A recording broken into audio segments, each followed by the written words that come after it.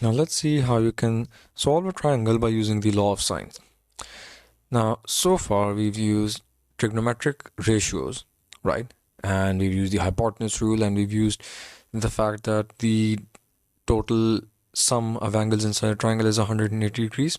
Now we'll see the law of sines. The law of sines basically states that if you have this triangle over here, right? And it says that this angle, let's say alpha, this angle beta, let me just draw it a little bit bigger for you to understand it, right?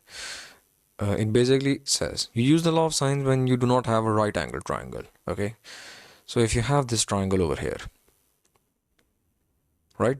Say this angle is alpha, and this side is A.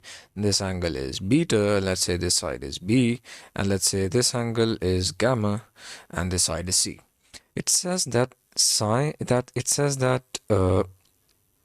the opposite side of angle alpha, let's say it's side lowercase a, the opposite of this angle gamma is this side, right? Let's say it's lowercase c.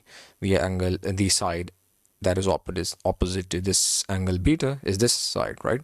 Let's say this is lowercase b. The law of sine says that side a over sine alpha is equal to side b over sine beta, which is equal to side c over sine gamma. This is the law of sines. Now let's see how you can solve a question by using this. Okay, just remember this.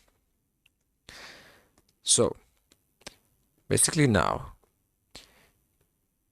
you're given that the side A is 53, and you're given that the angle beta is 88 degrees and 36 minutes, which basically means just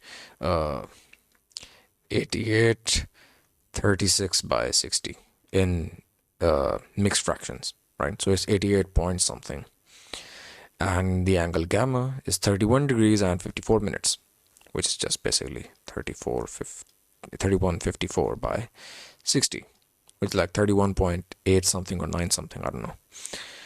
So alpha is obviously equal to 180 minus beta minus gamma, right? Because alpha plus beta plus gamma equals 180 degrees. So alpha is 59 degrees and 30 minutes, which is just 59 30 over 60, which is 59.5, by the way. 59.5 degrees.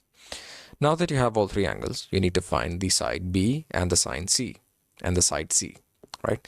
Because again, this is not a right angle triangle, so you cannot use the sine ratios, the trigonometric ratios as we did before. You'll use the sine rules, the law of sines. So side A over sine alpha is equal to B over sine beta, right? As I've seen over here. So side B is equal to A into sine beta over sine alpha. Now